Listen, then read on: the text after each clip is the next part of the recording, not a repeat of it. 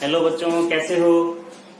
आज का जो हमारा टॉपिक है वो रहेगा सेमीकंडक्टर के अंदर पी टाइप सेमीकंडक्टर। जो हमारी ई लेक्चर चल रहा है, ई लेक्चर सीरीज जो सेमीकंडक्टर की चल रही है, आज हम उसमें पी टाइप सेमीकंडक्टर को देखते हैं। तो देखिए हमारे पास जो आज का टॉपिक है वो क्या है, P type semiconductor. P type semiconductor, ठीक है।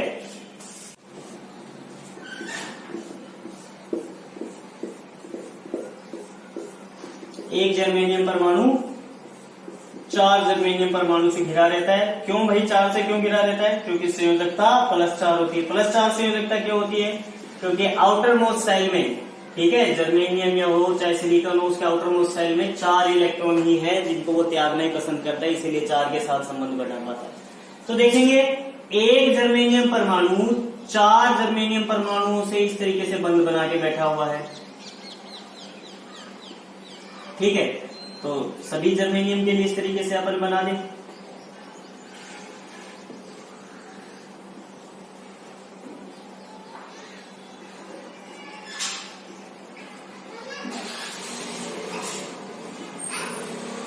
ठीक है, तो ये इस तरीके से बॉन्ड बनाकर बैठा हुआ है।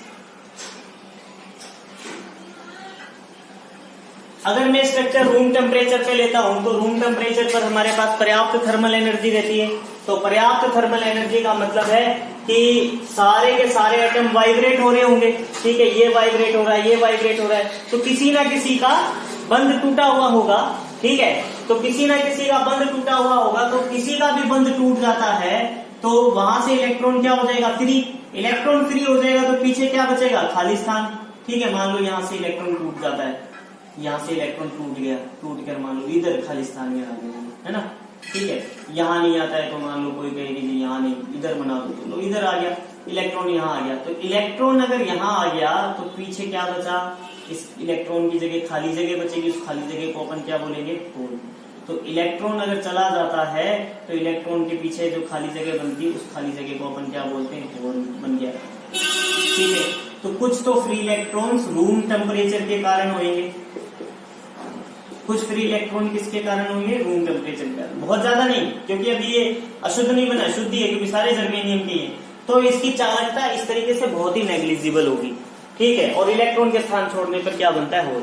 अब अपने बात करते हैं पी टाइप सेमीकंडक्टर की। तो कहां से याद करेंगे, सोचो कहां से याद करेंगे। पहली लाइन P3N5,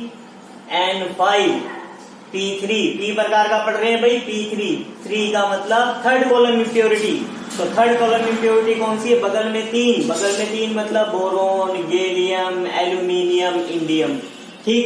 ऐसे हमने वास्तव में तो ऐसे लिया है जर्मेनियम का एक टुकड़ा, उस पे हमने क्या करा, उस पर हमने थर्ड कॉलम इम्प्योरिटी, मैं यहाँ +3 लिख रहा हूं, है ना, थर्ड कॉलम इम्प्योरिटी का लेप कर दिया और भट्टी में उल्टा लटका दिया, फर्नेस में उल्टा लटका दिया, और वहां से इसको क्या मिली, हीट। इसको हीट मिलने से क्या होगा भाई, हीट मिलने से 2 अंतर बताए थे। एक तो बताया था कि यहाँ थर्ड कॉलम इम्प्योरिटी है, ये तो प्योर है, यहाँ पर तो थर्ड वाले कोई एटम नहीं है, यानी यहाँ इसकी सांद्रता ज्यादा है इम्प्योरिटी की, यहाँ सांद्रता बहुत कम है, तो सांद्रता का अंतर।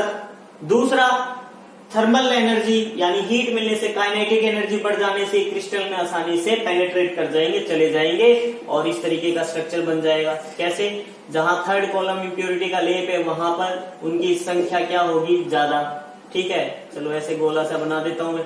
तो थर्ड की इम्प्योरिटी ज्यादा है, जैसे जैसे आप डेप्थ में जाओगे क्या होता जाएगा, इम्प्योरिटी धीरे धीरे कम होती जाएगी। तो देखो ये थर्ड की इम्प्योरिटी जहां जहां तक मिलती चली गई वो वहां वहां तक क्या बन गया, पी टाइप सेमीकंडक्टर बन गया। तो ये जबरदस्ती घुसा है, तो घुसा है तो किसी न किसी जर्मेनियम को भी हटाएगा, तो जर्मेनियम को हटाएगा तो मान लो ये यहाँ पर थर्ड कॉलम इम्प्योरिटी आ गई, मान लिया कि यहाँ बोरोन घुस गया, ठीक है, बोरोन घुस गया। तो अब इसके इम्प्योरिटी के मिलने के बाद क्या हो रहा है वो समझना है आपने, ठीक है। बोरोन देखो कौन से कॉलम का है, अभी बोरोन है थर्ड का, ठीक है। बोरोन, गैलियम सब ये किसके है भाई, ये सब है थर्ड कॉलम के। थर्ड कॉलम के इसका क्या मतलब है कि बोरोन के पास +3 संयोजकता है इसकी। इसका मतलब बोरोन के पास इलेक्ट्रॉनों का साझा करने के लिए 3 इलेक्ट्रॉन है, और जर्मेनियम कौन से कॉलम का है, जर्मेनियम है 4th का। तो इसका मतलब जर्मेनियम के पास कितने उपलब्ध है साझा करने के लिए, 4। तो क्या हुआ, इस बोरोन के पास 3 है, उसने क्या करा, इस जर्मेनियम को 1 इलेक्ट्रॉन दिया अपना, ठीक है, इसने 1 दे दिया, इनके बीच बॉन्ड बन गया।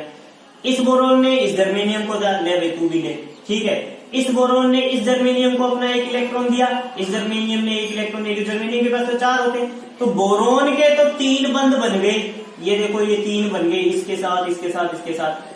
अब बोरोन को ये वाला जर्मेनियम कह रहा है कि भाई ये क्रिस्टल में ही है ना ये सारे, तो ये तो कह रहा है मेरे पास तो 4 है, मैं तो 3 को इधर दे चुका हूं, तू ले, ये इसने इलेक्ट्रॉन दिया, ठीक है, कह ले मेरा इलेक्ट्रॉन बना बंद। अब बोरोन के पास तो है ही नहीं इलेक्ट्रॉन, क्योंकि थर्ड कॉलम का है, 3 थे, 3 यूज हो गए, तो अब यहां पर इलेक्ट्रॉन नहीं है, बोरोन इलेक्ट्रॉन नहीं दे पा रहा है, बोरोन इलेक्ट्रॉन नहीं दे पा रहा है, इट मीन्स इलेक्ट्रॉन की कमी है। और होल सिद्धांत कहता है जहां इलेक्ट्रॉन की कमी, इसका मतलब वहां क्या प्रोड्यूस हो जाएगा, होल, तो ये होल बन गया भाई, ठीक है, ये हमारे पास होल बन गया, ठीक। अब क्या हुआ भाई, ये होल बन गया, तो अगर एक अशुद्धि परमाणु बनाने से एक होल बन रहा है, तो जितने अशुद्धि परमाणु बनाएंगे उससे इसका मतलब क्या होता है, उतने होल्स बन जाएंगे। और होल क्या है, अब देखो होल बना तो क्रिस्टल क्या होगा, अनस्टेबल रहेगा, क्योंकि भाई बॉन्ड तो सारे कंप्लीट ही होने चाहिए। तो अब ये होल क्या करेगा, होल थ्योरी के अनुसार होल पर कैसा चार्ज है, प्लस चार्ज, ठीक है। अब अगर ये होल के ऊपर प्लस चार्ज है और रूम टेम्परेचर पे ये सारे वाइब्रेट हो रहे हैं, तो हो सकता है किसी और का बंध जो है कमजोर हो जाए, ठीक है, यहाँ वाला बंध कमजोर हो गया या यहाँ वाला बंध कमजोर हो गया, तो ये क्या करेगा, होल करेगा क्रिस्टल से 1 इलेक्ट्रॉन की डिमांड, भाई मुझे 1 इलेक्ट्रॉन दो ताकि ये जो बॉन्ड है वो कंप्लीट हो जाए और स्टेबल बना रहे, ठीक है। तो इसके लिए इसने आती क्रिस्टल से इलेक्ट्रॉन मांगना चालू कर दिया। इलेक्ट्रॉन मांगना चालू करने का मतलब क्या है कि ये होल पर पॉजिटिव चार्ज है और रूम टेम्परेचर के कारण जो ये वाइब्रेट हो रहे हैं, तो कोई ना कोई और बंध कमजोर हो गया होगा, तो जो पहले से ही कमजोर हो गया प्लस इसका आकर्षण बल उस पे लग गया, तो उस इलेक्ट्रॉन को ये तोड़कर अपने में भर लेगा। कहने का मतलब इसके प्लस चार्ज के कारण, इसके आकर्षण बल के कारण और ड्यू टू रूम टेम्परेचर के कारण वाइब्रेशन से जो बंध कमजोर हो रहा है वहां से कोई एक इलेक्ट्रॉन टूटकर आ जाएगा। सपोज कर लो कहां से तोड़ ले, मान लो ये भी जा सकता है, ये भी, कोई सा भी निकटवर्ती कोई सा भी ये जाएगा, मान लो इसको तोड़ दिया इसने, इसको तोड़ दिया, ठीक है, तो ये ए स्थान मान लू मैं, ठीक है। तो ए स्थान पर पहले क्या था, होल, ये इलेक्ट्रॉन यहां से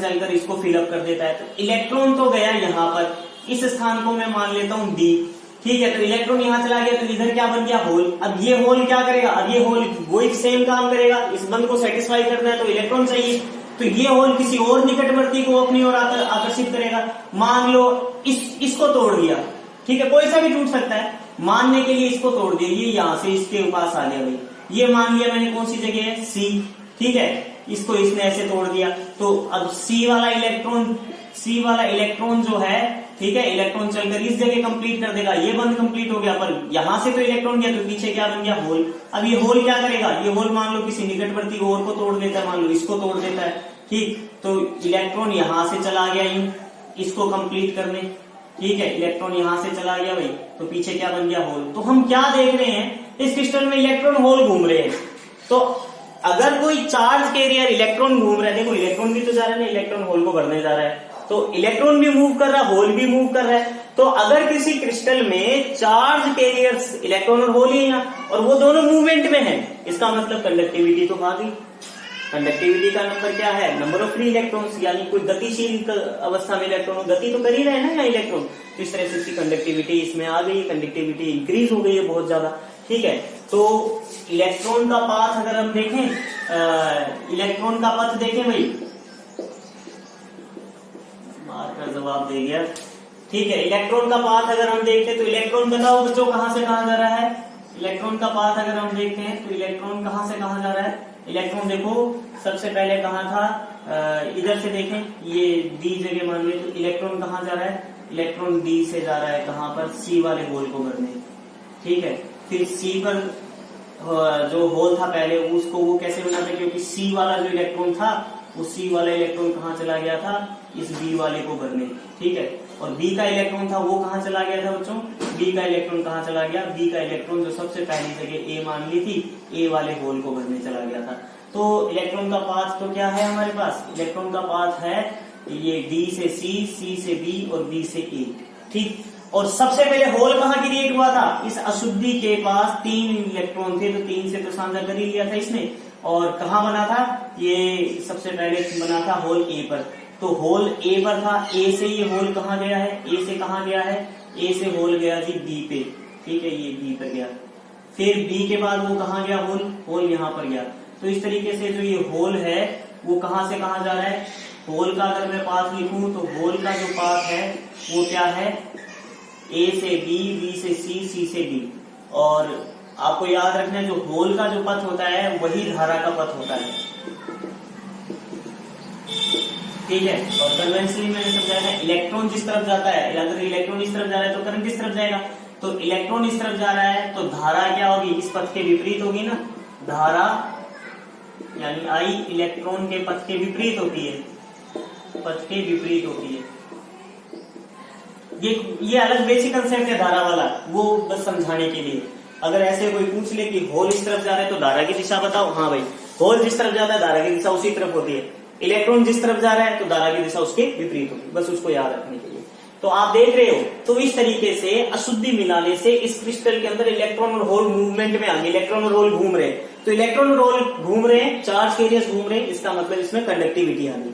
अब देखेंगे जो अशुद्धि मिलाने का अनुपात रहता है ना, ठीक है,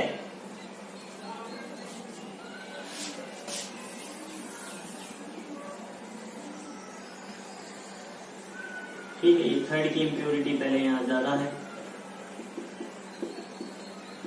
धीरे धीरे कम होता गया, जहां तक ये मिल गया वो बन गया अपना इंटर। ठीक, तो हम क्या बता रहे थे बच्चों? हम बता रहे थे कि यहाँ पर इम्प्योरिटी जो मिलाते हैं वो किस अनुपात में मिलाते हैं? तो इम्प्योरिटी मिलाने का अनुपात रहता है 10 की पावर 6 अनुपात 1, यानी 10 की पावर 6 तो क्या होंगे? शुद्ध जर्मेनियम एटम।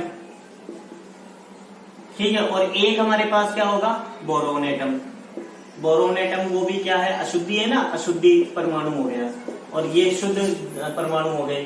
ठीक है, तो इस अनुपात में मिलाते हैं। अगर इस अनुपात में भी मिलाएं तो 1 मीटर क्यूबिक, 1 मीटर लंबा 1 मीटर ऐसे हम बनाते हैं, तो 1 मीटर क्यूबिक के अंदर, ठीक है, 1 मीटर क्यूबिक क्रिस्टल में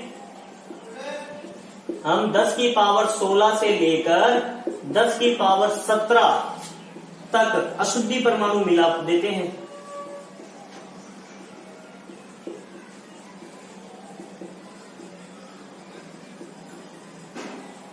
ठीक है, और एक अशुद्धि परमाणु से क्रिस्टल में क्या उत्पन्न हुआ? एक अशुद्धि परमाणु से क्या बना? एक होल। ठीक है,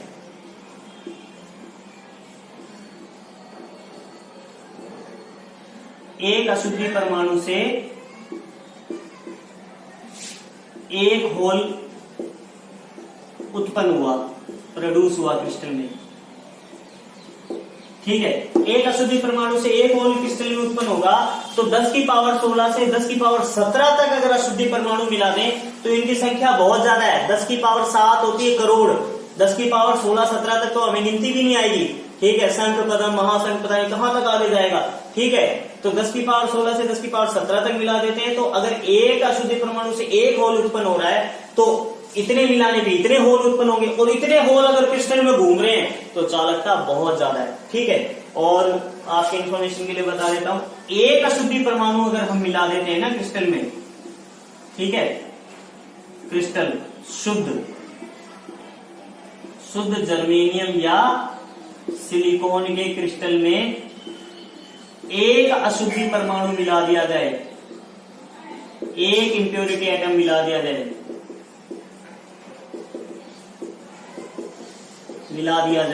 तो जो चालकता है, ठीक है, चालकता कंडक्टिविटी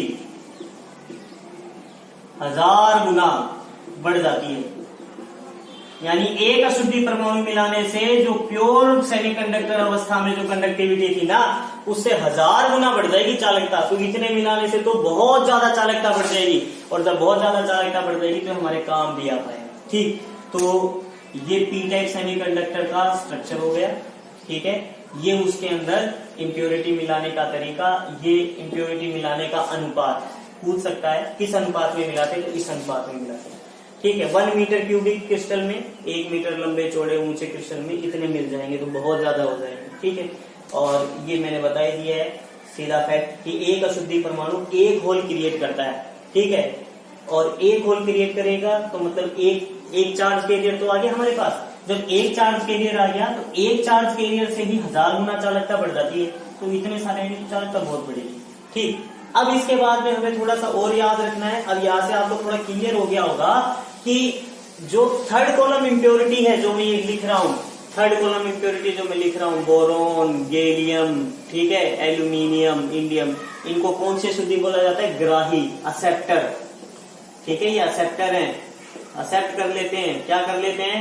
क्या एक्सेप्ट करते हैं? ग्राही क्यों मानते हैं? भिखारी क्यों है लोग? ये भिखारी है, कहते हैं लाओ एक इलेक्ट्रॉन दो, एक इलेक्ट्रॉन नहीं दोगे तो ये बंद स्टेबल नहीं रहने दूंगा, क्योंकि बोरोन के आने से एक होल प्रोड्यूस हुआ और होल आते ही क्रिस्टल से डिमांड करता है, मांगता है, क्रिस्टल को दे नहीं रहा कुछ।